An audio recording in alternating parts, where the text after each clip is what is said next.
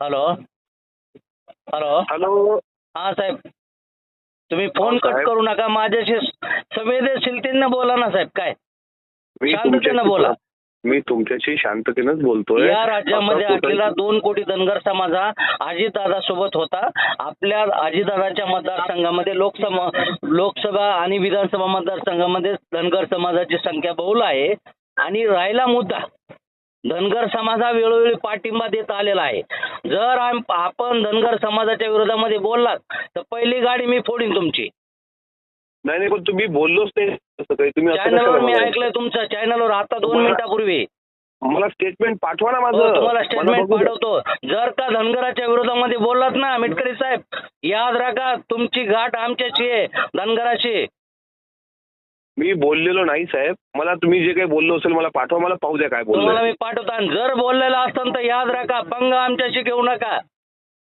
मी कशाला घेणार साहेब पंगा? मी लय लहान माणूस आहे. लहान माणूस असं नाही तर काय असं, पण धनगरासोबत विरोध पत्करू नका. आम्ही कशाला पद करणार आहे विरोध? मला सांगा बरं तुम्ही. त्याचे परिणाम तुम्हाला भोगावे लागतील. मिटकरी साहेब, मी तुम्हाला अतिशय जाणणारा कार्यकर्ता आहे, मानणारा कार्यकर्ता आहे. मी तुमचे अतिशय चांगल्या प्रकारे 2-3 भाषण ऐकले. मी तुमच्या सोबत आलेलो मी 2-3 बीड जिल्ह्यामध्ये कार्यक्रमामध्ये. पण जर का धनगराच्या विरोधामध्ये आपली भूमिका जर विरोधात असेल ना तर याद राखा, माझी भूमिका कधीही विरोधात नाही आणि तसं करण्याचा प्रश्न येत नाही. तुमचं काहीतरी गैरसमज झाला असेल. जर ते टीव्हीनं तसं दिलं असेल टीव्ही 9 मराठीला आता लाईव्ह बातमी तुमची मिटकरी साहेब. काय काय की तुम्ही झिरवळ साहेबांची भूमिका मांडताय, की झिरवळ साहेब बोलताय ते योग्य बोलताय. आमची भूमिका योग्य आहे आणि अजितदादा जे म्हणतील आणि झिरवळ साहेब म्हणतील त्याच्या भूमिकेचे आम्ही सहमत आहेत. नाही झिरवाळ मग तुम्ही धनगर समाजाच्या विरोधात आहात का? नाही ऐका. आता मी बोलू एक मिनिट. बोला बोला बोला. काय म्हटलं का झिरवाळ साहेब हे आमच्या पक्षाचे नेते आहेत. समजा ते स्टेटमेंट. आणि त्यांचं म्हणणं असं होतं का मुख्यमंत्र्यांनी आम्हाला पण विश्वासात घ्यावं म्हणजे आरक्षणाच्या संदर्भामध्ये. तर ठीक आहे, धनगर बांधवांनी विश्वासात घ्या आणि आदिवासी बांधवांनी विश्वासात घ्या. आणि जेणेकरून महाराष्ट्राच्या मुख्यमंत्र्यांनी किंवा महाराष्ट्र सरकारने कुठल्याही समाजाला अन्याय होणार नाही अशी भूमिका घेतली पाहिजे. हे आता मी एवढं बोलू.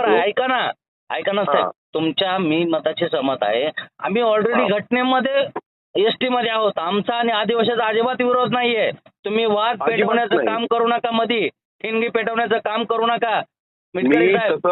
नाही मी केलेलं जर तुम्ही नाही. ठिणगी पेटवण्याचं काम केलं तर पहिली गाडी तुमची मी फोडेल.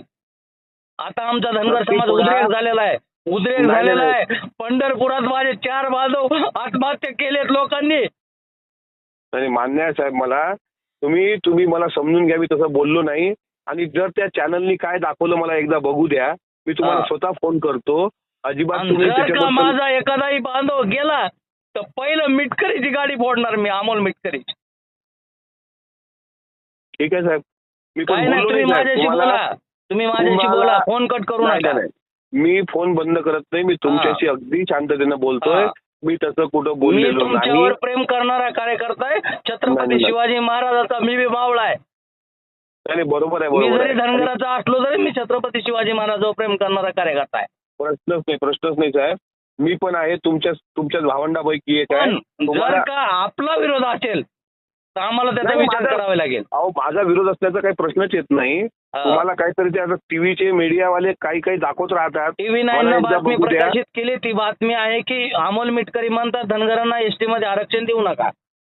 नाही मला बातमी पाहू द्या ना. त्यांनी आता चुकीची लावू शकतात ना. ते त्यांचा टीआरपी वाढवायला ते काही पण करू शकतात. हो मान्य आहे. पण तुमची वाणी ना, तुमच्या वाणीतून जे शब्द केलेत ते परत कुणीच घेऊ शकत नाही ना. नाही मला बघूच नाही. मी काय म्हटलं ते मला पाहावं लागेल ना एकदा. मी काय म्हटलं. ठीक आहे. आम्ही तुम्ही आणि अजितदादांनी त्या पिलावळीला आवळावं, कोणच्या नरहरी झिरवळाला आवरावं. अन्यथा अजितदादाला बी त्याचे परिणाम आगामी काळामध्ये भोगावे लागतील विधानसभा निवडणुकीमध्ये. आम्ही सोडणार नाहीत. आम्ही भंडारा घेऊन फिरणार आहेत. समाजाचे लोक अजितदादाचे जिथं लोक उभा असतील ना तिथं भंडारा घेऊन फिरणार आहेत.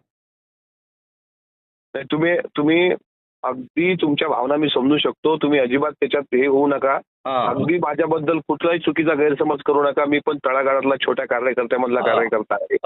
आणि जर तसं काही त्यांनी कोणची बातमी चालवली मला एकदा बघू द्या. आणि ती बातमी बघितल्यानंतर मी स्वतः तुम्हाला फोन करतो. मी एका गणपती मंडळाच्या कार्यक्रमात. हो मला तुमचा फोन अपेक्षित आहे. तुमच्यावर प्रेम करणारा मीही माणूस आहे.